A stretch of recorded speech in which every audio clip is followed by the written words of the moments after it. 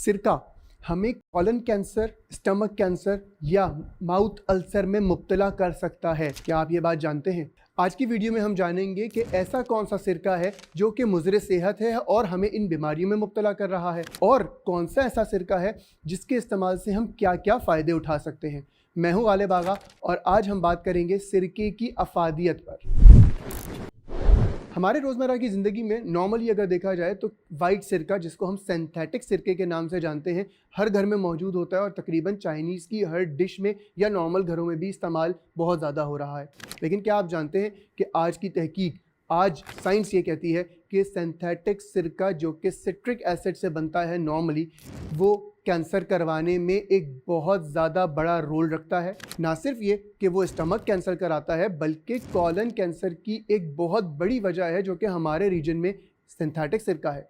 तो सिंथेटिक सिरका, जिसको हम सफ़ेद सिरका कहते हैं, बहुत कॉमनली हर जगह मिल रहा होता है, वो बहुत ज़्यादा नुकसानदेह है। मिलते जुलते बहुत सारे सिरके ऐसे मिल जाएंगे आपको जिसको हम एप्पल साइडर विनेगर भी कहते हैं, या डिफरेंट किस्म के सिरके जो मार्केट में मैसर हैं या दस्तयाब हैं, मगर उसमें भी तहकीक कर लें कि कौन सी कंपनी है जो कि सिर्फ सिंथेटिक सिरके में ही उसको रंग करके बेच रही है, उसको कलर्ड करके बेच रही है, या ये वही सिरका है जिसके बारे में आप सल्लल्लाहु अलैहि वसल्लम ने फरमाया और दुआ की कि सिरका एक बेहतरीन सालन है, या अल्लाह हमें सिरके में बरकत अता फरमा। मुझसे पहले भी अंबिया कराम की खुराक में या सालन में सिरका मौजूद था, और इसके साथ साथ फरमाया कि जिसके घर में सिरका मौजूद है उस घर में कभी मोहताजी नहीं आती। मार्केट में बेशुमार अक़साम के सिरके मौजूद हैं। जिस तरह मैंने पहले अर्ज़ की कि ये तयन ज़रूर कर लें क्या वो सिर्फ रंग मिला हुआ सिरका है या वाकई असली सिरका है, जिसकी अफादियत के बारे में हम अब बात कर रहे हैं। कॉमनली अगर देखा जाए तो अंगूर का सिरका सरे फहरिस्त है, जो कि बहुत ज़्यादा कॉमनली मार्केट में अवेलेबल भी है और लोग इस्तेमाल भी करते हैं। लेकिन क्या आप इसके फ़वाइद से आशना हैं? अंगूर का सिरका ना सिर्फ ये कि निज़ाम हज़म के लिए बेहतरीन दवा है, बल्कि इसके साथ साथ गैस्ट्रिक प्रेशर, एक बीमारी होती है गर्ड, गैस्ट्रोइसोफेगस रिफ्लक्स डिजीज़, जिसमें खाना ऊपर की तरफ ट्रैवल करता है। खाना खाने के बाद ऐसा लगता है कुछ लोगों को कि खाना ऊपर की तरफ आ रहा है, हलक तक आ रहा है और हज़म नहीं हो रहा। उसके लिए अंगूर का सिरका एक बेहतरीन दवा है। इसके साथ साथ लिपिड्स, जिसमें हम कोलेस्ट्रॉल की बात कर सकते हैं, जिसमें हम LDL, HDL और ट्राइग्लिसराइड्स की बात कर सकते हैं, उसके लिए भी बहुत ज़्यादा फ़ायदेमंद है। तो अंगूर का सिरका लिया जा सकता है और बहुत ज़्यादा फ़ायदेमंद है। दूसरे सिरके की अगर मैं बात करूं तो जामन का सिरका, जो कि बहुत कॉमनली मार्केट में मिल जाता है। जामन का सिरके की अगर बात की जाए तो जामन का सिरका शुगर के मरीज़ों के लिए एक बेहतरीन दवा है। शुगर को कम करती है, बल्कि इसके साथ साथ पेनक्रियाज, जो कि इंसुलिन बनाने के पाबंद हैं, उनको इस बात का पाबंद करने की एक सलाहियत रखती है कि वो दोबारा इंसुलिन प्रोडक्शन की तरफ जाएं, चाहे वो टाइप 1 डायबिटीज़ हो या टाइप 2। दोनों सूरतों में जामन का सिरका बहुत ज़्यादा फ़ायदेमंद हो सकता है। अगर मैं तीसरे सिरके की तरफ आऊँ तो एप्पल साइडर विनेगर या सेब का सिरका कह लें। एप्पल साइडर विनेगर आजकल बेहतरीन दवा है वज़न कम करने के लिए, जो कि बेशुमार ख़वातीन हमारे यहाँ इस्तेमाल कर भी रही हैं और कर भी चुकी हैं।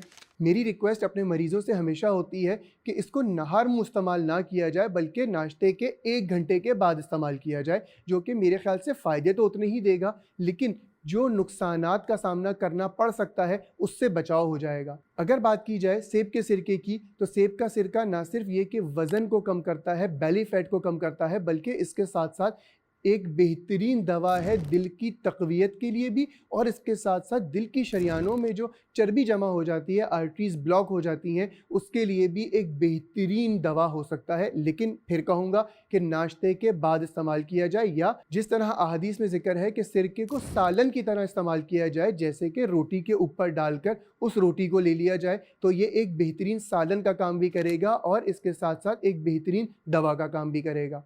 इन तमाम सिरकों के इस्तेमाल में बहुत ज़्यादा कबाहत आती है। लोग कहते हैं कि इसका टेस्ट डेवलप नहीं हो पा रहा, या कुछ लोगों को तुर्श रखता है बहुत ज़्यादा। तो मैं अपने जानने वालों को ये मशवरा देता हूँ कि अगर सिरके का इस्तेमाल करना है तो इससे बेहतर है कि सिरका लें। जैसे मैंने कहा, जो भी अफादियत जिस तरह आप लेना चाहते हैं वो लीजिए।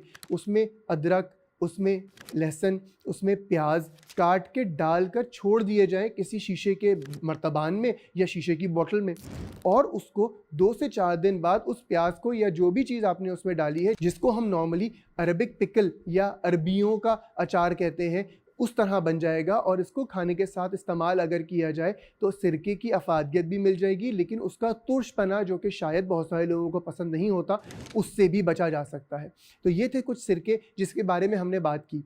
आज की वीडियो में हमने कोशिश की कि आपको आगाही दें कि कौन सा सिरका आप इस्तेमाल कर रहे हैं और आपके लिए वो बहुत ज़्यादा नुकसान का बायस बन रहा है, और कौन से ऐसे सिरके हैं जिनसे हम बहुत सारी बीमारियों में फ़ायदा उठा सकते हैं। अगर आपको ये वीडियो या ये मालूमात पसंद आई हो तो इस वीडियो को लाइक करें और दूसरों के लिए शेयर करें, शायद किसी को एक अच्छी मालूमात मिल जाए। मैं हूँ गालिब आगा। अस्सलाम वालेकुम वरहमतुल्लाह।